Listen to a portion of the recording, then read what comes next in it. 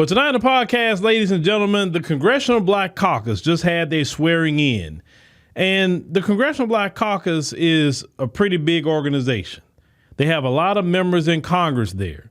They can really get a lot done, or they can be a force that could obstruct different things because if they wasn't doing things for FBAs.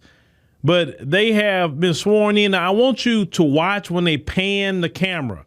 I want you to look at the people who's in the Congressional Black Caucus. I want you to look at that very, very well and carefully because we need to examine that.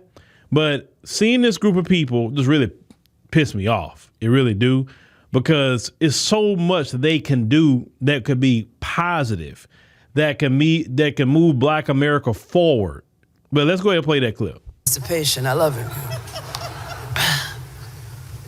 Members, please raise your right hand. Please state your name. And after I make my statement, please say the words "I will." Do you solemnly swear that you will support and defend the Constitution of the United States against all enemies, foreign and domestic, that you will bear true faith and allegiance to the same, that you take this obligation freely and without any mental reservation or purpose of evasion, and that you will faithfully discharge the duties of the office on which you are about to enter? And your statement, your response is? I will. And collectively, please say, "We will." We will. Please congratulate the members of the Congressional Black Caucus. Or you can do better than that. You can do better than that. You can do better than that. You can do better than that. You can do better than that. You can do better than that. Ladies and gentlemen, and I seen old Clyburn up there, right? Now you remember Clyburn, some of his greatest hits, and we actually still have some of his greatest hits here. Just mentioning Clyburn, let's go on and glance at Clyburn's greatest hits. Wait forever. It's not going to happen. So what you got to do, let me just talk. Don't put that in my face. Why are you touching me? Okay, all right. I'm going to leave you alone. Cut the check. Tell Nancy Pelosi to cut the check. Yeah. You do that for me? She's the treasurer. Cut the check. Somebody better cut the check. I'm doing well. Listen, but I gotta go. But I appreciate the fish fry and everything. I did want to ask though. Reparations is a big thing. Look, reparations are big with me. I'm the only one doing the bill. Why y'all keep fucking with me on that? I'm the only one doing the bill. It's my bill. Well, which bill? The reparations bill. HR 40? HR 40. Okay. And I've been doing it for 20 years, 30 years. And it's been around for 38. So why y'all keep telling me about a bill that's been there for 38 years? What you say? You want to know if you support reparations? I'm sorry? You want to know if you support reparations? I support reparations, but in that name, y'all need to learn what reparations is. Y'all keep talking about a word. It means to repair. It's cash, being cash payments for us. Hell no. You never get it. Why not? That's why we need your support. You got a lot of power. You will never get it. You have a lot of leverage. Let me ask you a question. You get our support. We've been dedicated to you for a very long time. Will you listen? Yes, sir. Yes, sir. Okay. If you are mulatto and you are allowed to get an education, and this person is not allowed to get an education, how will you measure which one to do what? I was allowed to get an education, but I'm still. But that's not the point. You're talking about the law. You're talking about the law. You're talking about my wife, whose grandfather was white, and therefore her mother could get educated, but her daddy was African. And how do you measure that? But Africans get educated now. You support Africans getting educated right now. We're living in Africa. You living in America. I know you got more sense than I got. I understand that. Like. Yeah, that's the guy that just got sworn in. If y'all didn't see him on there, right? That's our representation, Clyburn. And the many of them up there that feel no different than Clyburn. The only thing that I do respect about Clyburn, at least he's willing to tell you that to your face. He's not going to smile in your face and then go do something different, right? Clyburn sounds no different than Uncle Ruckus. But anytime something happened to other groups recently, when Elon Musk and Vivek and there are all these people discussing the H-1B visas, and MAGA came against Vivek and they start going in on Indians, immediately East Indians who are in Congress start saying that they are putting up a bill against Hindu phobia. You understand? That quick, they want to put up a bill. But when it comes to black folks, we got all that Congressional Black Caucus up there, and we don't have an anti-black hate crime bill. We can't get reparations because how could you get it when you got Clyburn talking that way? Maxine Waters still up there. The Congressional Black Caucus is mostly geriatric. I mean, that's kind of the government anyway, whether it's in the Senate or the House, geriatric. And that's why we get nothing done. We get nothing done. The people we have in Congress is literally holding the progress of America back. When you look at other countries in the world, when you look at China, look at their leader, look at their I don't know, they call it a parliament or whatever they call it. They're moving China forward. Do you see the things they're doing in China? In the area of technology, it is crazy. We can't innovate with geriatric people like that because they can't think forward like that. They're stuck in their ways. They are like your grandma and grandpa. They're stuck in their ways. And that's fine. They just need to go ahead on and retire, move to the side, let the young brothers and sisters come in who got a mind for the future and want to fight for Black America. But these people are sold out. These people are bought and paid for. These people are the boule. These people are going to be all talking about immigration with Trump. I promise you, the whole time that Trump is going to be trying to do what he's doing, you're going to have the Congressional Black Caucus talking about immigration because Yvette Clarke, Representative Yvette Clarke, first generation Jamaican American, she's pro-immigration. So you already know where that's going. But they don't prioritize or do nothing for FBAs. They don't want to do that. Not at all. And that's our problem.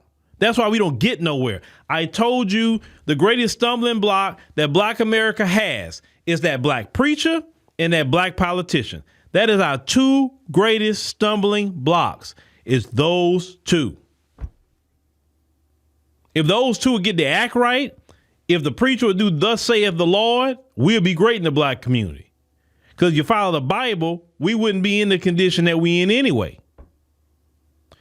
That black preacher, if they would advocate for the black community, we'll be great too.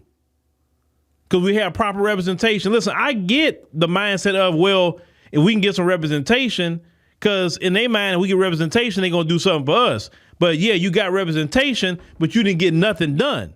You might well have a racist there. Because at least with a racist, you know what you're getting. But with these black politicians, they're worse than a racist. They would do for everybody else except black folk. No different than what a racist would do. But a lot of black folk, you are fine with that. You're fine with them. You're cool. And that's a problem. That is a major, major problem. And until you get that black preacher in line and that black politician in line, Black America will always stay at the bottom. Because what you see, those are gatekeepers to keep you and me at the bottom. That we can't go nowhere at all because of them as a collective. Now, I know individually we can do different things. But that Congressional Black Caucus has not done anything. Show me what they have done for black people. Show me. Show me what bill they have put up in recent years. And they got something done. Show me how they stood on business for Black America. Show me how they boycotted voting on bills because it was going to harm Black Americans. You can't do that because that caucus is dedicated to the Democrat Party. It's not dedicated to Black America. And all of them are paid handsomely to sell us out. But they're going to do what they do because you, Black Americans, FBAs, you allow it. You don't say, hey, Clyburn's in my district, we all getting registered to vote, and we going to vote Clyburn out. We're going to replace Clyburn with a grassroots brother or sister that's going to fight for FBAs. Maxine Waters, I looked at her district. Latinos is putting her in office. It ain't FBAs. That's for sure. But once again, that's why she don't do nothing for FBAs, because Latinos is heavy in her district. It's 4 million Latinos in her district, only 700 some odd thousand FBAs. So she definitely don't have to do nothing for FBAs. But that's okay, because the rest of the country can put pressure on Maxine Waters too. They either do for black folks or they need to move. Maxine Waters, 80 plus years old. I'm sorry, you're 80 plus years old. You don't need to be in Congress. Why can't you go take your money, go enjoy some Nancy Pelosi, all of them? It's not just the Congressional Black Caucus.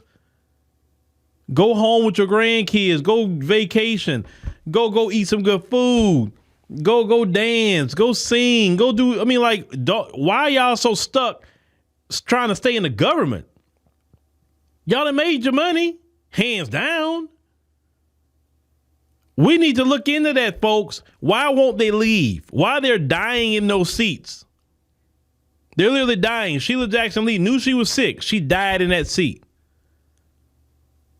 Elijah Cummings, he died in that seat. John Lewis was sick. He knew it. He died in that seat. Why they keep dying? Dianne Feinstein, she was sick for a long time. She died in that seat. It's like they don't want to get out them seats until they die. That's crazy to me.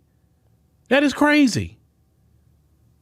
The American people got to say, we don't want a geriatric Congress.